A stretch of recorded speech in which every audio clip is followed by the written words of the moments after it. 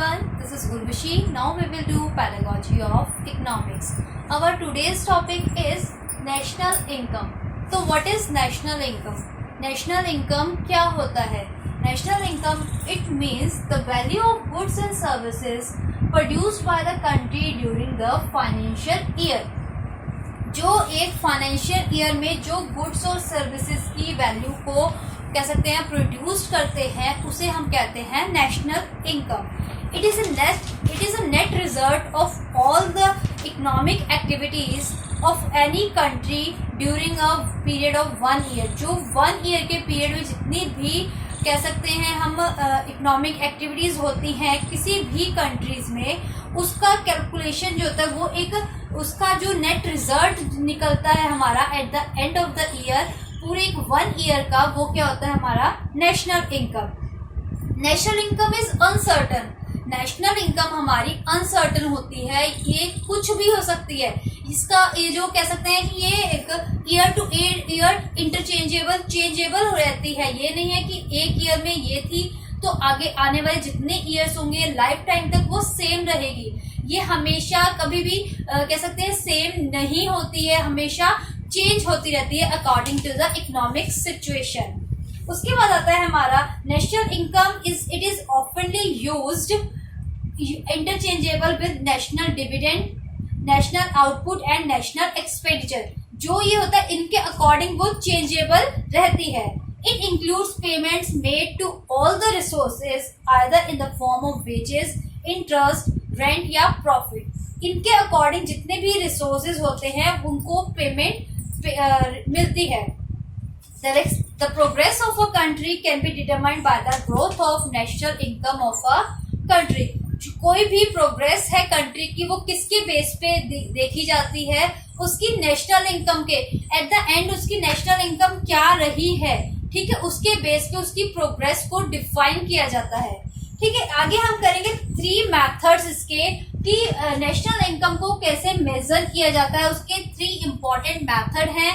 Number 1 is product method, number 2 is income method and the third one is expenditure method. ये हमारे 3 important method है जिनके through major किया जाता है कि हमारी नेशनल इनकम क्या होगी फॉर द फाइनेंशियल ईयर. एक पूरे फाइनेंशियल ईयर की हमारी नेशनल इनकम कैसे होगी, क्या होगी. सबसे पहले हम लोग करते हैं about the product method. Product method क्या होता है? In national income is measured as a flow of goods and services. We calculate money value of all final goods and services. जो भी फाइनल गुड्स और सर्विसेज होती हैं उनका एक हम कह सकते हैं मनी वैल्यू जो होती है वो कैलकुलेट करते हैं, मनी वैल्यू कैलकुलेट करते हैं. Produce in economy during a year. पूरे एक फाइनेंशियल ईयर में जितने भी गुड्स एंड सर्विसेज थे उनकी मनी वैल्यू को कैलकुलेट करते हैं. उसके बाद क्या आता है हमारा final goods and services refer to those goods. Final जो गुड्स होते हैं हमारे वो कौन से होते हैं? Which are directly consume. जो डायरेक्टली कंज्यूम किए जाते हैं, not use in further production process.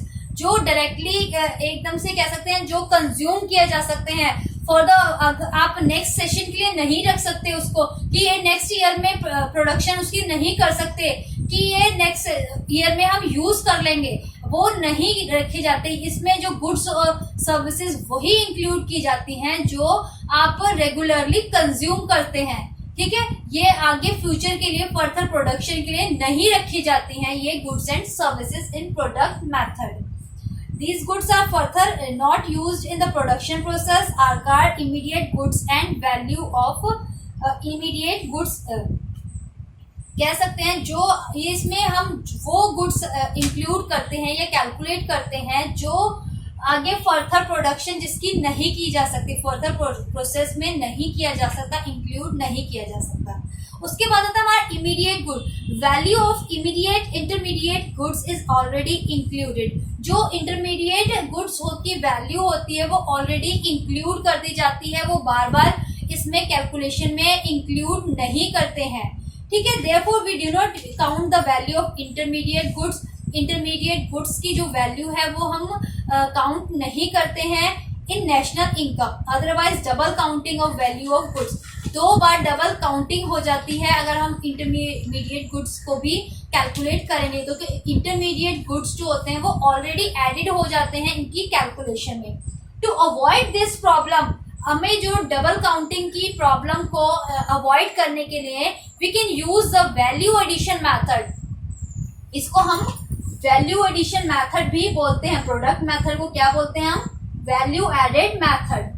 तो इसके बिहाफ पे हम ये वैल्यू एडेड मेथड जो है यूज करते हैं कि जिसमें डबल काउंटिंग, किसी भी गुड के सर्विसेज का प्राइस डबल इंक्लूड ना हो, ठीक है।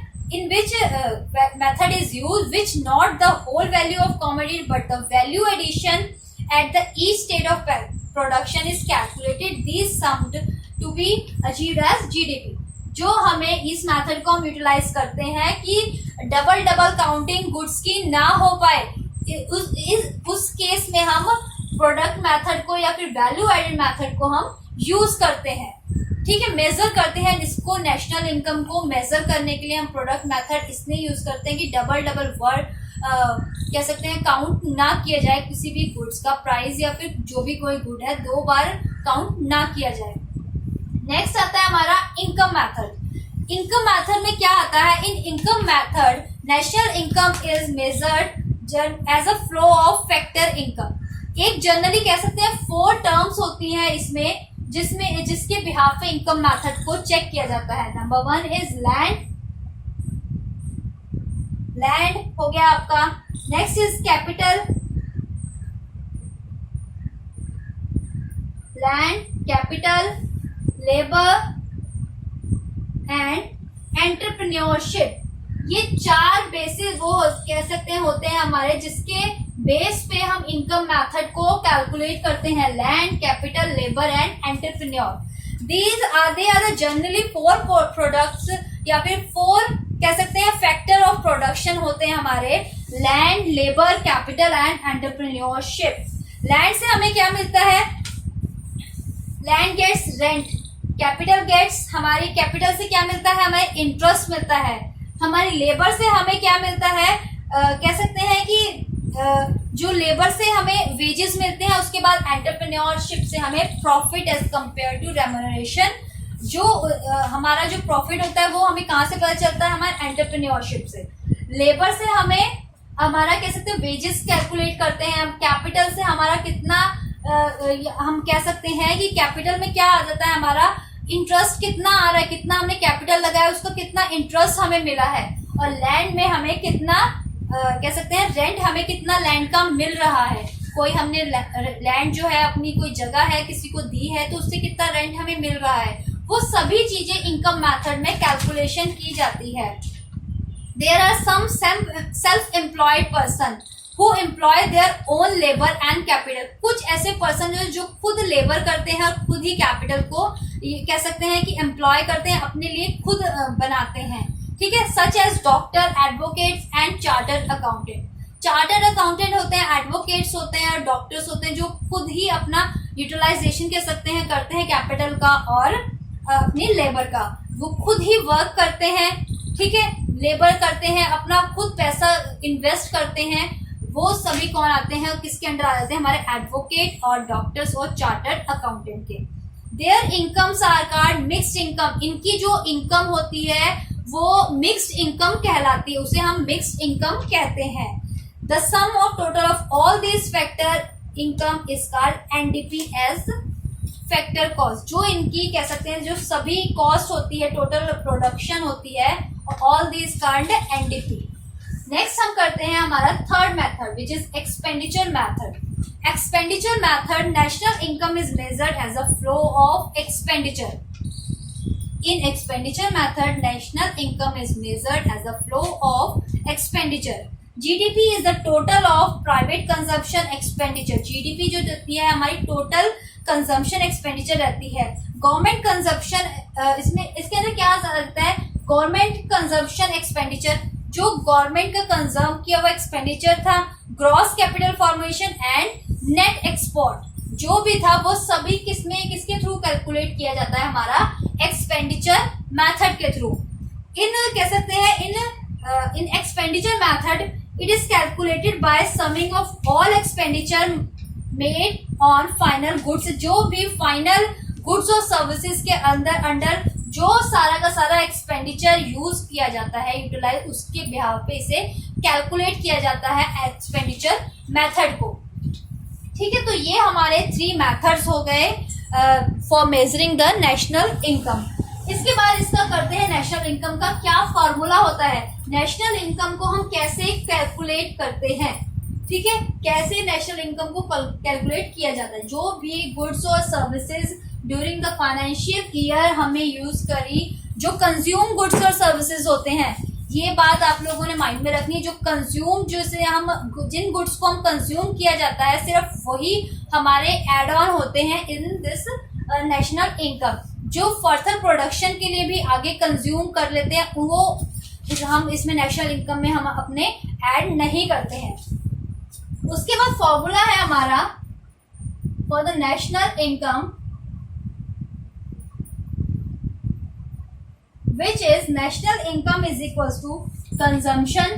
कंजम्पशन आप लोगों को पता है, जो भी कंज्यूम किया हुआ मटेरियल होगा, प्लस गवर्नमेंट एक्सपेंडिचर, जो भी गवर्नमेंट एक्सपेंडिचर होगा, प्लस इन्वेस्टमेंट्स, जितनी इन्वेस्टमेंट होंगी,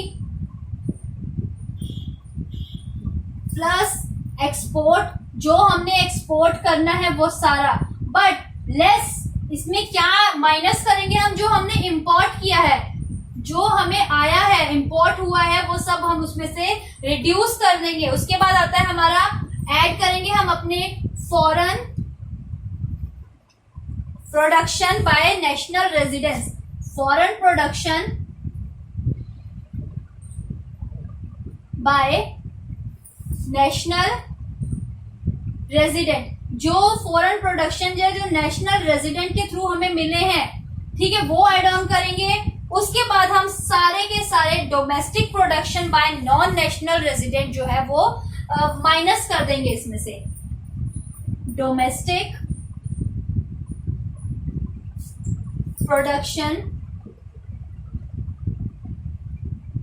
bye non national resident, domestic production by non national resident.